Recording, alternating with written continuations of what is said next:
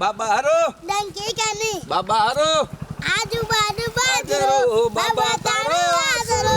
કાચું મકાન પાક્કા ઈરાદા, એક પગ ખેતરમાં બીજો શાળામાં, ગીતો અને કલા જેની થઈ વાયરલ.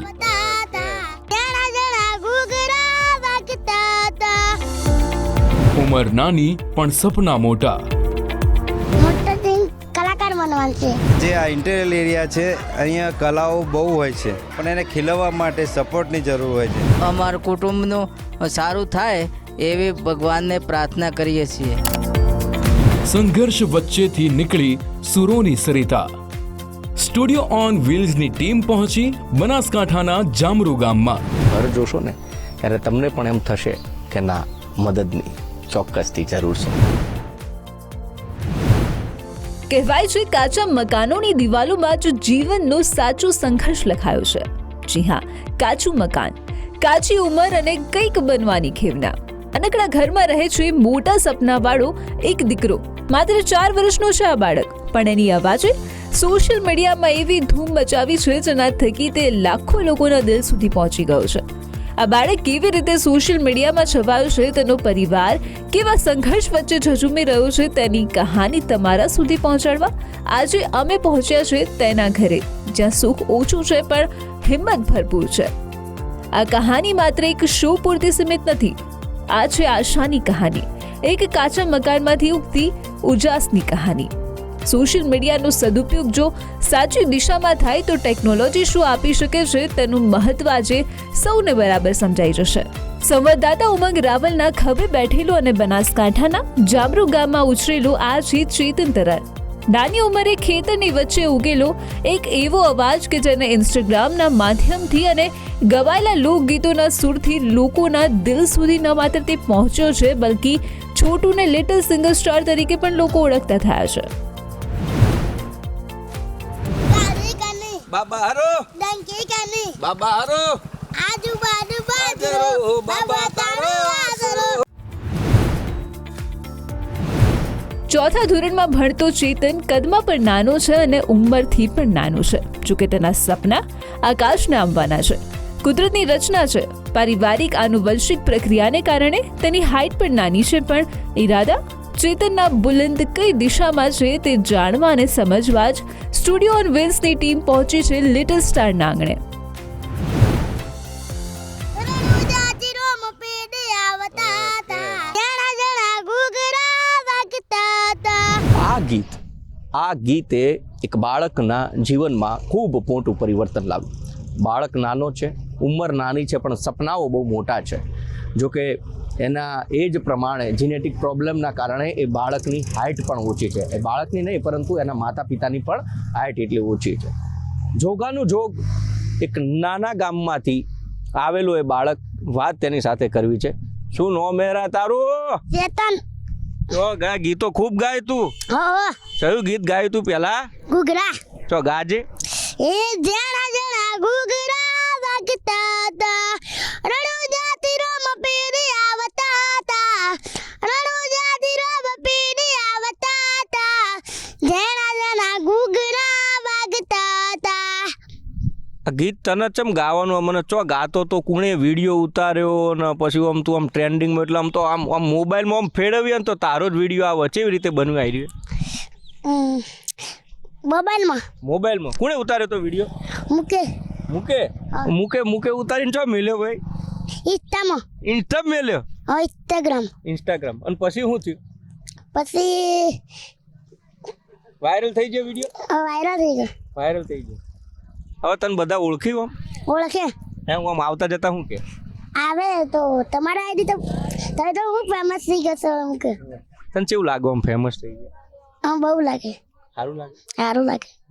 ભાઈ બીજું કયું ગીત ગાયું? પેલું અંબાજી વાળું કોઈ ગીત ગાયું તું યુટ્યુબમાં, એ કલાકાર કોણ હતા? કલાકાર ગબ્બર ઠાકોરાણી. ગીત કયું ગાયું તું એમાં? ઘૂઘરા. ચાલ અંબાજી આવતા હતા? ના, બાજરો ગાજે. એ આજુબાજુ બાજરો બાબા તારો આદરો.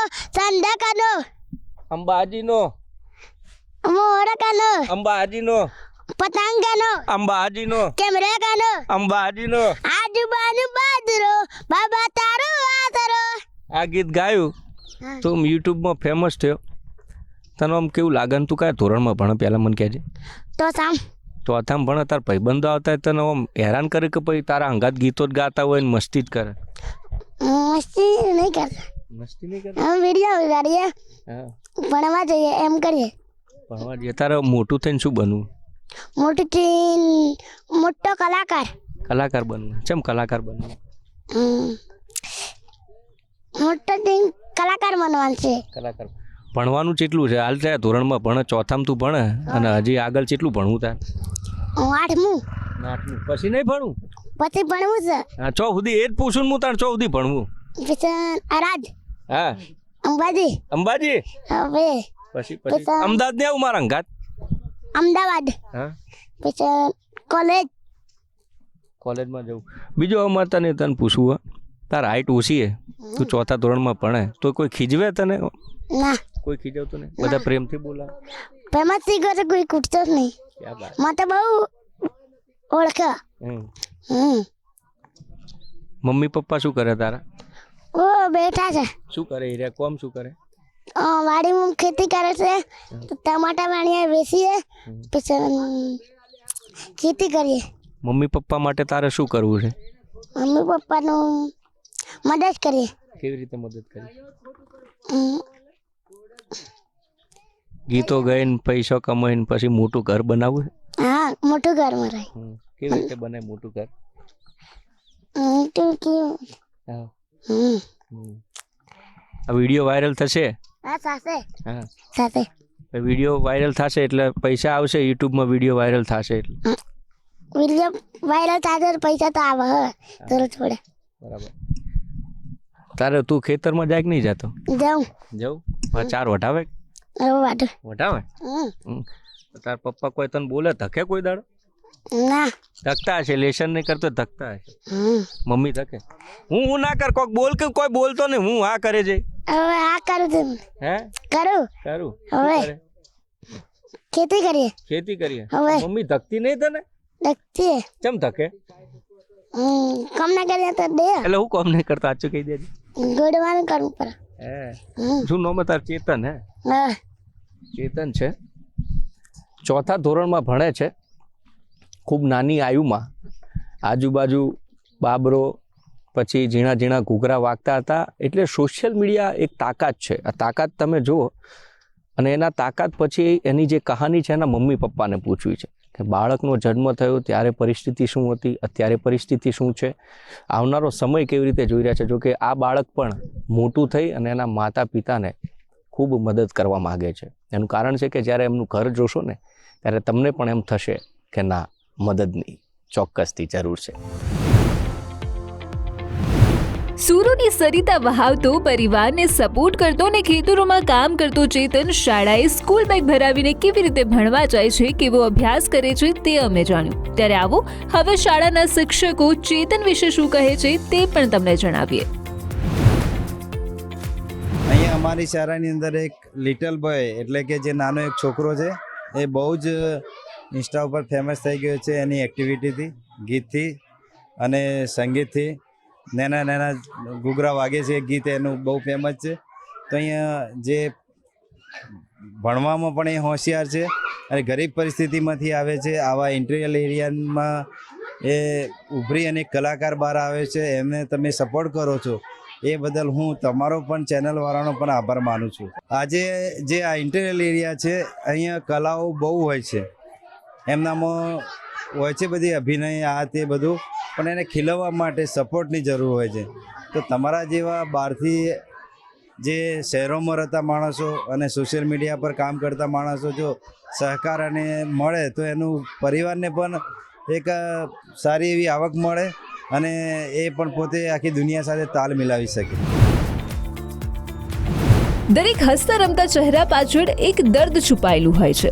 ચેતન અને તેના પરિવારની પણ આ જ કહાની છે. આ ગીત ખૂબ વાયરલ થયું ઉત્તર ગુજરાતમાં, ખાસ કરીને બનાસકાંઠામાં અને દાંતા, અંબાજી, ડીસા, ધાનેરા બધી જ જગ્યાએ જ્યાં પણ અત્યારે કોઈ પણ જગ્યાએ સાંભળીએ તો આ ઝેણા ઝેણા ઘૂઘરા જેને વાયરલ થયું ત્યારબાદ જેના અવાજમાં પણ એણે ગાયું એ ચેતનનો પરિવાર એટલે કે એના માતા પિતા મારી સાથે છે. વાત ચેતન સાથે તો કરી, પરંતુ કઈ પરિસ્થિતિની અંદર પરિવારનું નિર્વાહ સાથે બાળકનો ઉછેર કેવી રીતે થઈ રહ્યો છે અને આ થયા પછી શું પરિવર્તન થયું છે અને શું પરિવર્તનની ઝંખના પરિવાર કરી રહ્યો છે, તેમની સાથે વાત કરવી છે. તમારું નામ શું છે? મારું નામ તરાલ વાદાભાઈ દેવાભાઈ, ગામ જામરો, તાલુકો દોતા, જિલ્લો બનાસકાંઠા. ભાઈ, આ ચેતનનું એક ગીત વાયરલ થયું. પહેલાં તો મારે તમને એમ પૂછવું છે કે આપ પણ કુદરતી રીતે આપના ઘરેથી છે પણ એ અને આપનું બાળક પણ, કેવી પરિસ્થિતિ પહેલાં હતી? બાળક જ્યારે જન્મ્યું ત્યારે મનમાં શું વિચાર હતા? કારણ કે આપની પણ જે હાઇટ છે, લંબાઈ એ ઓછી હતી, બાળકપણની લંબાઈ પણ ઓછી આવી. કેવી કેવી સમસ્યાઓનો સામનો છે એ કરવો પડ્યો? ચેતન પહેલાં હું તે અમે બાધા લીધી રામાપીરની, અને રણુજોથી બાપજીએ બાધા લી અને અમે બાધાથી આ ચેતનને જન્મ કર્યો. અને પરિસ્થિતિ જેવો હાલ્યો એવો જ થયો અને મા બાપ જેવા બેટા થયા. એટલે પણ રામાપીરે મને જોત્યું, અત્યારે એરવા ગમે તે કરી અને રામાએ આમ નામ વધાર્યું. અને ખૂબ ખૂબ ધન્યવાદ. ભગવાન લાંબી અવસ્થા હાલે એવો મારો આભાર છે. શું તકલીફ તમને પડી છે? કારણ કે જ્યારે બાળક જન્મ થાય આપની પણ, એટલે ક્યાંય કોઈ મેણા ટોણા બહુ સાંભળવા પડે એવું થયું એ ખરું કે હવે તો નેચાય ખેતરમાં હું કોમ કરે શું કરે, છોકરું આવ્યું ચમનું હાચવશે, શું થશે?